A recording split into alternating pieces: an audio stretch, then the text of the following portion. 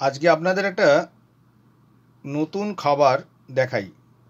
অবশ্য এটা নতুন নয়, আপনারা সবাই খান, কিন্তু আমি একটু অন্যরকমভাবেই খাই। বাজার থেকে পালং পাতা কিনে আনলেন বা পালং শাক পরিমাণ মতন কিনে ভালো করে তাকে ধোবেন, জলে ধুয়ে তারপর সেটিকে কুচো করে কেটে নেবেন।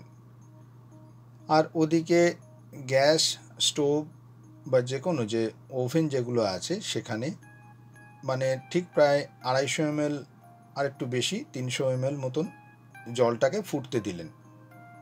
কিছুক্ষণ বাদে ওই পালং পাতাটা যখন ফুটে গেল, জলটা পালং পাতাটা ঢেলে দিলেন। ধোয়া পালং পাতা ঢালার পরে অদ্ভুত সুন্দরভাবে সেটাও একটু ফুটতে থাকবে। তারপরে গ্যাস, উনুন বা যাই হোক সেটাকে বন্ধ করে দেবেন আর ওপরে একটা পাত্র ঢাকা দিয়ে দেবেন। অল্প পরিমাণ, হালকা পরিমাণ টেস্টের জন্য একটু নুন দিতে পারেন। আমি তো অবশ্য নুন না দিয়েই খাবো।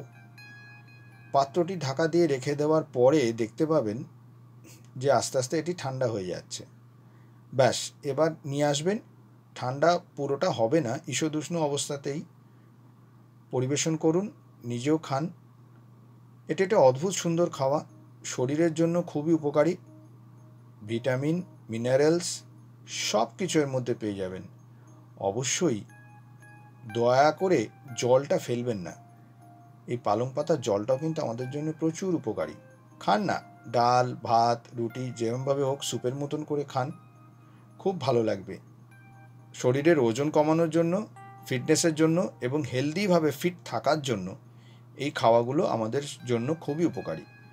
আপনারাও খান, আমি তো খাচ্ছি। আর খুব ভালো থাকুন। কেয়ার জ্যোতি চ্যানেলে দেখতে থাকুন। ভালো লাগলে শেয়ার করুন, লাইক দিন, সাবস্ক্রাইব করুন প্লিজ।